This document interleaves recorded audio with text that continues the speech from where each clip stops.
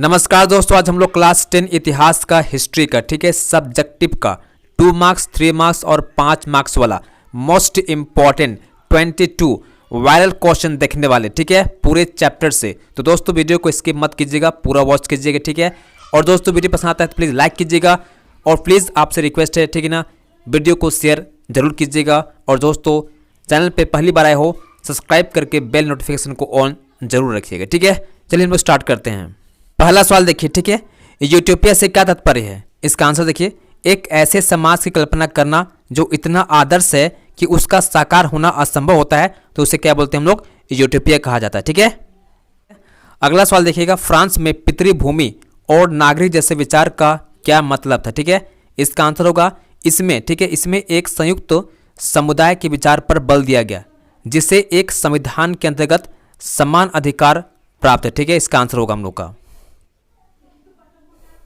अगला सवाल देखिएगा, नेपोलियन संहिता 1804 क्या था ठीक है, बहुत ही मोस्ट इंपोर्टेंट क्वेश्चन है। इस कानून के अनुसार जन्म के आधार पर ठीक है मिलने वाले सारे विशेषाधिकार समाप्त कर दिए गए। इस कानून में संपत्ति में समान अधिकार को पुनः लागू कर दिया गया। नेक्स्ट क्वेश्चन देखिए ठीक है, उदारवाद से आप क्या समझते हो। इसका आंसर देखिए, उदारवाद का अर्थ होता है आज़ादी ठीक है ना। राजनीतिक तौर पर उदारवाद का अर्थ ऐसी सरकार से है जो आपसी सहमति से बनी हो, उसे हम कहते हैं उदारवाद ठीक है, यानी कि आपका हो गया प्रजातंत्र है ना, डेमोक्रेटिक। नेक्स्ट क्वेश्चन देखिए ठीक है, जोल्बेराइन क्या है ठीक है। जोल्बेराइन एक शुल्क संघ था, इसमें अधिकांश जर्मन राज्य शामिल थे। इस संघ ने विभिन्न जर्मन राज्यों के मध्य शुल्क अवरोधों को समाप्त कर दिया गया। इस संघ ने मुद्राओं की संख्या को 30 से घटाकर 2 कर दिया गया ठीक है। इसको हम बोलते हैं हम लोग जोल्बेराइन ठीक है। नेक्स्ट क्वेश्चन देखिए ठीक है, निर्जाति क्या है, एथनिक क्या है ठीक है। सरल भाषा में निर्जातीयता किसी व्यक्ति या समूह ने के निर्जातीय समूह की अपनेपन की भावना को हम क्या बोलते हैं, निर्जातीयता कहा जाता है, एथनिक ग्रुप कहा जाता है ठीक है ना। नेक्स्ट क्वेश्चन देखिएगा, रूपक क्या है ठीक है। रूपक से तात्पर्य कोई अमूर्त विचार, जैसे आपका हो गया लालच, ईर्ष्या, स्वतंत्रता एवं मुक्ति आदि को किसी व्यक्ति या किसी वस्तु के माध्यम से सूचित किया जाता है, तो उसे क्या बोलते हैं हम लोग, रूपक कहा जाता है ठीक है ना। अब आगे देखिएगा चैप्टर 2 ठीक है, भारत में राष्ट्रवाद। क्वेश्चन देखिए ठीक है, पिकेटिंग किसे कहते हैं।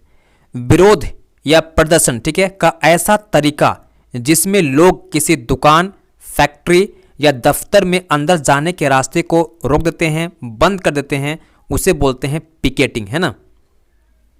नेक्स्ट क्वेश्चन देखिए ठीक है, बेगार क्या है। बिना किसी पारिश्रमिक के काम करवाना बेगार कहा जाता है ठीक है, यानी किसी ऐसे व्यक्ति को हम काम करवाएंगे ठीक है जिसको हम मजदूरी नहीं देंगे ठीक ना, उसको क्या बोलेंगे, बेगार कहेंगे ठीक है ना। नेक्स्ट क्वेश्चन देखिएगा, गिरमिटिया मजदूर किसे कहते हैं ठीक है। औपनिवेशिक शासन के समय बहुत सारे मजदूरों को काम करने के लिए फिजी, गयाना, वेस्ट इंडीज आदि जगहों पर काम करने के लिए ले जाया गया, इन्हें कहा गया गिरमिटिया मजदूर ठीक ना। नेक्स्ट क्वेश्चन देखिए ठीक है, साइमन कमीशन पर टिप्पणी लिखिए ठीक ना। देखो 1927 में ब्रिटेन की टोरी सरकार ने भारत में राष्ट्रवादी आंदोलन के जवाब में एक वैधानिक आयोग का गठन किया जिसे साइमन कमीशन के नाम से जाना जाता है। इस कमीशन के अध्यक्ष सर जॉन साइमन थे ठीक है। अगला पॉइंट लिखिएगा, इस आयोग का कार्य ठीक है भारत में संवैधानिक व्यवस्था की कार्यशैली का अध्ययन करना था एवं तदनुरूप सुझाव देना था ठीक है ना। इसके सभी सदस्य अंग्रेज थे। थर्ड पॉइंट लिखिएगा, भारत में इसका विरोध इसलिए किया गया कि इस आयोग में एक भी भारतीय सदस्य नहीं था, सारे सदस्य कौन थे, अंग्रेज थे ठीक है ना। 1928 में जब साइमन कमीशन इंडिया पहुंचा तो उसका स्वागत साइमन कमीशन वापस जाओ किनारों से किया गया। नेक्स्ट पॉइंट लिखिएगा, कांग्रेस और मुस्लिम लीग ठीक है सभी पार्टियों ने प्रदर्शनों में हिस्सा लिया, भाग लिया ठीक है। और लास्ट पॉइंट लिखिएगा, पंजाब में लाला लाजपत राय ने इस आयोग के विरोध प्रदर्शन का नेतृत्व किया। पुलिस ने उन पर इतनी लाठियां बरसाई कि इस प्रकार से उनकी मृत्यु हो गई ठीक ना। अब आगे देखिए नेक्स्ट चैप्टर ठीक है, भौगोलिक विश्व का बनना। इसका क्वेश्चन देखिए ठीक है, वाली कोड़ियां क्या है। 1000 साल से भी ज़्यादा समय तक मालदीव के समुद्र में पाए जाने वाले कोड़ियां को पैसे या मुद्रा के रूप में इस्तेमाल किया जाता था। ठीक है, नेक्स्ट क्वेश्चन देखिए। ठीक है, होसे, ठीक है, यहाँ लिखा हुआ है होसे। ठीक है, होसे मेला क्या है? त्रिनिदाद में मुहर्रम के सालाना जुलूस को एक विशाल उत्सवी मेला के रूप में दिया गया। इस मेले को होसे इमाम हुसैन के नाम पर दिया गया। ठीक है, इसको बोलते हैं हम लोग होसे मेला, है ना।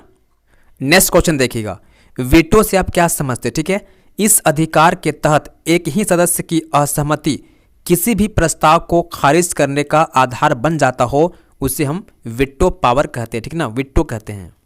वीटो पावर में 5 कंट्री को रखा गया। ठीक है, अमेरिका हो गया, ठीक है, रसिया हो गया, चाइना हो गया, ठीक है, इंग्लैंड हो गया, फ्रांस हो गया। ठीक ना।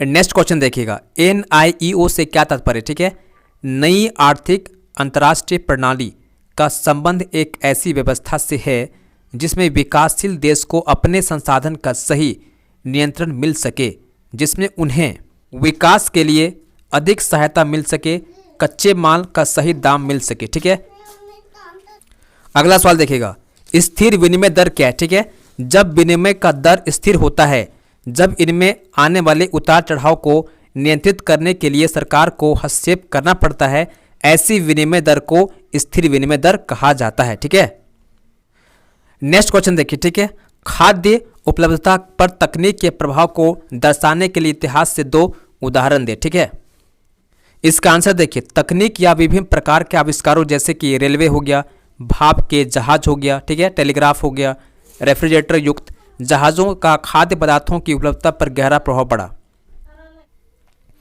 आगे देखिएगा, यातायात के विभिन्न संसाधन जैसे कि तेज चलने वाली रेलगाड़ी, ठीक है, हल्की बग्घियों, बड़े आकार के जलपोतों द्वारा अब खाद्य पदार्थों को दूर दूर तक के बाजारों में कम लागत पर आसानी से पहुंचाना आसान हो गया। ठीक है, टेक्नोलॉजी से। नेक्स्ट पॉइंट लिखिएगा, रेफ्रिजरेटर की तकनीक युक्त जहाज़ों के कारण, ठीक है ना, अब जल्दी खराब होने वाली चीज़ें जैसे कि मांस हो गया, फल हो गया आदि को फिर लंबी यात्राओं में ले जाया जा सकता था। ठीक है, अब आगे समझिएगा नेक्स्ट चैप्टर। ठीक है, औद्योगिकरण का युग। ठीक है, क्वेश्चन देखिए। ठीक है, प्राच्य क्या है? भूमध्य सागर के पूर्व में स्थित देश।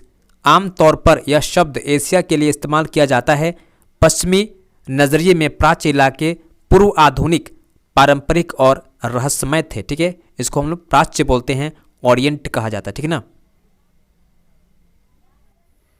नेक्स्ट क्वेश्चन देखिएगा, आदि औद्योगिकरण किसे कहते हैं? ठीक है ना, इसका आंसर देखिएगा, बड़ी मशीनों, बड़े पैमाने पर उत्पादन और कारखानों के ठीक पहले के दौर को आदि औद्योगिकरण कहा जाता है।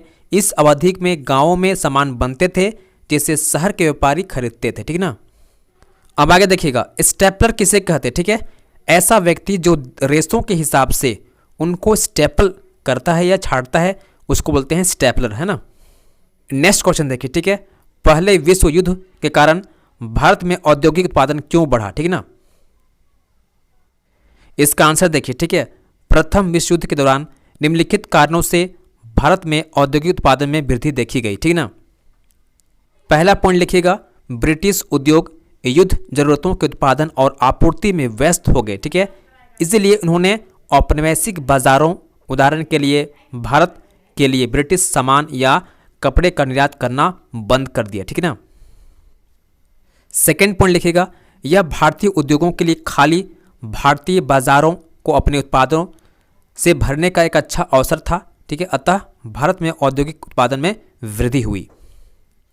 नेक्स्ट पॉइंट लिखिएगा, इसके अलावा ठीक है, ब्रिटिश औपनिवेशिक सरकार ने भारतीय कारखानों को युद्ध की जरूरतों जैसे कि जूट बैग, कपड़े या सेना की वर्दी, तंबू और चमड़े के जूते, घोड़े और खच्चर की काठी आदि की आपूर्ति करने के लिए कहा, इसलिए भी बढ़ गया था उत्पादन। नेक्स्ट पॉइंट लिखिएगा, विभिन्न प्रकार के उत्पादों की बढ़ती मांग के कारण नई फैक्ट्रियां स्थापित हुई और पुरानी फैक्ट्रियों ने अपना उत्पादन बढ़ा दिया।